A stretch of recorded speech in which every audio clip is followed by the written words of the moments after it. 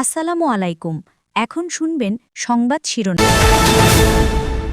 বর্তমান সরকারের অধীনেই নির্বাচন চায় এনসিপি। প্রতীক ইস্যুতে নির্বাচন কমিশনের স্বেচ্ছাচারিতার অভিযোগ নাহিদের। বিএনপি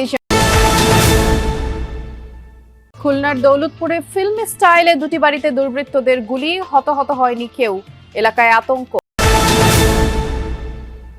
বরিশালে যান্ত্রিক ত্রুটিতে পড়েছে বিআরটিসি বাস, রক্ষা পেয়েছে ৩০ যাত্রী। কিশোরগঞ্জে দুর্ঘটনার পর পালাতে। কুমিল্লায় শিক্ষা প্রকৌশল অধিদপ্তরের মাদ্রাসা মেরামত প্রকল্পে অনিয়মের অভিযোগ, কাজ না করেই জালিয়াতির মাধ্যমে ভাগাভাগি হয়েছে বরাদ্দ। আসসালামু আলাইকুম। এতক্ষণ শুনছিলেন সংবাদ শিরোনাম, এখন শুনবেন বিস্তারিত। ফিল্ম স্টাইলে খুলনা নগরের দৌলতপুর থানা এলাকায় একই দিনে দুই বাড়িতে সন্ত্রাসী হামলার ঘটনা ঘটেছে। সশস্ত্র সন্ত্রাসীরা এলোপাতাড়ি গুলি করে জানালার কাঁচ ভেঙে দিয়েছে। ভুক্তভোগীদের মেহেদি কুয়েটে কম্পিউটার অপারেটর হিসেবে চাকরি করেন, আর মহসিন রড সিমেন্টের ব্যবসায়ী। ঘড়ির কাঁটায় তখন ভোর 5:30। 4টি মোটরসাইকেল ঘুরে বেড়াচ্ছিল খুলনার দৌলতপুর এলাকায়। এক পর্যায়ে একটি বাড়ির সামনে থেমে পালাক্রমে গুলিবর্ষণ করে তারা।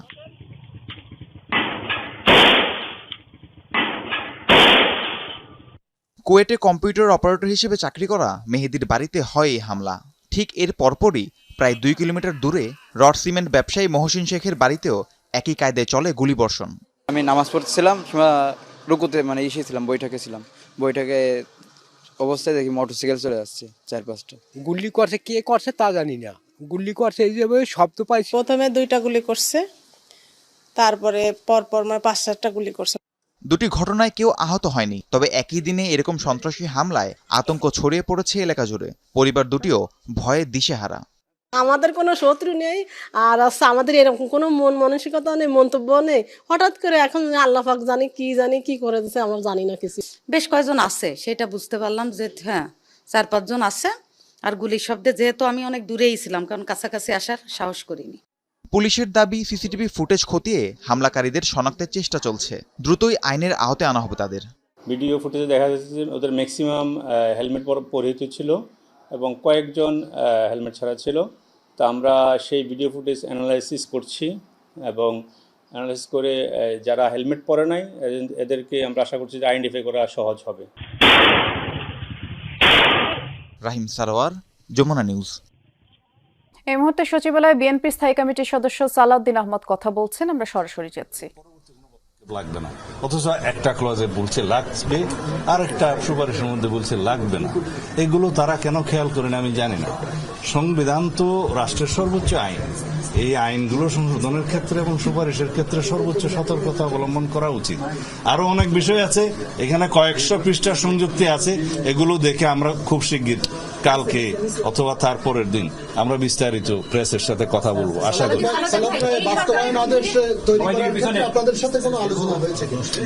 আলোচনা তো 4-5 দিন হয়েছে, কিন্তু যাহা আলোচনা করিলাম তাহা এখানে নাই।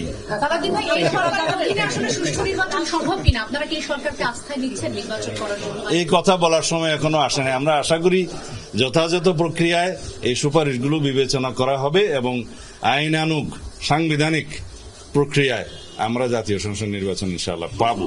আমরা এটা আশা করি। এই অন্তর্বর্তীকালীন সরকারের অধীনেই আগামী নির্বাচন হবে, সেটাও আশা করি।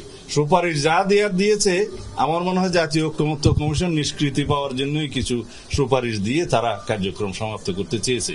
এটা আশা করি উপদেষ্টা পরিষদ সরকার পুঙ্খানুপুঙ্খ আলোচনা করবেন, বিবেচনায় নেবেন এবং যেটা আইনানুগ হবে এবং সাংবিধানিক ভিত্তি থাকবে, যে প্রক্রিয়ায় গেলে আমরা একটা নিয়মতান্ত্রিক পদ্ধতিতে নির্বাচন করতে পারবো, সেই প্রক্রিয়াটা তারা গ্রহণ করবে।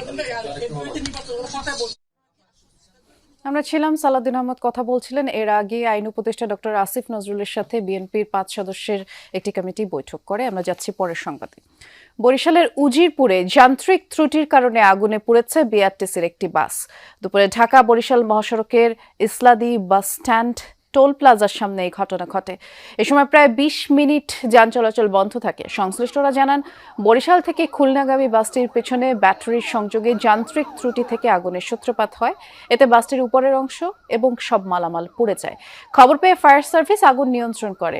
হাইওয়ে পুলিশের গৌরনদী থানার অফিসার ইনচার্জ জানান, বাসটিতে 30 জন যাত্রী ছিল, সবাই অক্ষত আছেন। এদিকে কিশোরগঞ্জে অটোরিকশা ও প্রাইভেট কারকে ধাক্কা দিয়ে পালানোর চেষ্টা করে পিকআপ ভ্যানের ড্রাইভার ও হেলপার। এ সময় পিকআপের ধাক্কায় আহত হন একজন মোটরসাইকেল আরোহী ও পথচারী সহ 3 জন।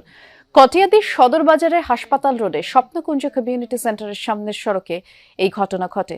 পরে স্থানীয়রা আটক করে পিকআপ চালক ও হেলপারকে গণপিটুনিও দেয়। কিশোরগঞ্জের ভৈরব স্টেশনে সোমবার উপকূল এক্সপ্রেস ট্রেনে হামলা ও পাথর নিক্ষেপের ঘটনায় মামলা হয়েছে। অজ্ঞাত 150 জনকে আসামি করে ভৈরব জিআরপি থানায় মামলা করেছে রেলওয়ে কর্তৃপক্ষ। এ ঘটনায় গতকাল রাতেই সন্দেহভাজন 3 জনকে আটক করেছে পুলিশ। ভৈরব উপজেলাকে জেলা ঘোষণার দাবিতে সোমবার সকাল থেকেই ভৈরব স্টেশনের রেললাইন অবরোধ করে স্থানীয়রা। আটকে দেয়া হয় ঢাকামুখী উপকূল এক্সপ্রেস ট্রেন। এক পর্যায়ে ট্রেনটি লক্ষ্য করে ব্যাপকভাবে পাথর নিক্ষেপ করা হয়। এতে ট্রেনটির যাত্রীসহ বেশ কয়েকজন আহত হন।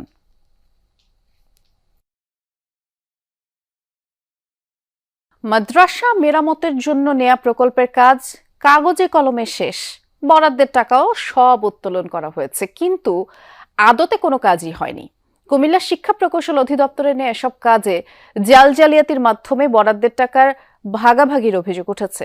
বিষয়টি জানাজানি হলে মাদ্রাসা কর্তৃপক্ষকে 5 লাখ টাকা দিয়ে ঘটনাটি ধামাচাপা দিতেও বলে অভিযুক্তরা। লোহার গেটের নীল রং অনেকটাই মলিন, কোথাও কোথাও লালচে ঝং ধরতে শুরু করেছে। টিনগুলোর বেশিরভাগই মরিচা পড়ে নষ্ট হবার পথে। বলছি কুমিল্লা তিতাস উপজেলার দুধঘাটা দাখিল মাদ্রাসার কথা।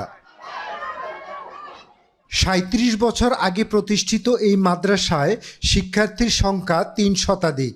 প্রথমবারের মতো 2023-24 অর্থ বছরে প্রতিষ্ঠানটি একটি গেট ও সীমানা প্রাচীর নির্মাণের জন্য কুমিল্লা শিক্ষা প্রকৌশল অধিদপ্তর থেকে 14,25,000 টাকা বরাদ্দ পায়। অভিযোগ উঠেছে, সেই কাজ না করেই মাদ্রাসা সুপার ইব্রাহিম খলিলের যোগসাজশে পুরো টাকা তুলে নিয়েছে উপসহকারী প্রকৌশলী বজলুর রহমান। আর তা যাচাই ছাড়াই স্বাক্ষর করেন সহকারী প্রকৌশলী মাহবুবুর রহমান।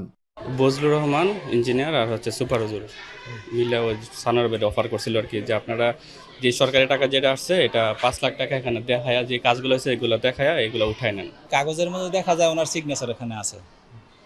তারপর এখন সভাপতি সাহেব বলতেছে যে তাইলে আপনি কি একদিন আমাদের নিয়েই বসার পর আপনি কি বিচার চান কিনা। সভাপতি সাহেব বলছে, না আমি বিচার পাইছি। অর্থ লুপাটের পর চলতি বছরের মাঝামাঝি বিষয়টি জানাজানি হয়। সে সময় মাদ্রাসা কর্তৃপক্ষকে 5 লাখ টাকা দিতে চায় অভিযুক্তরা। পত্র প্রতিষ্ঠা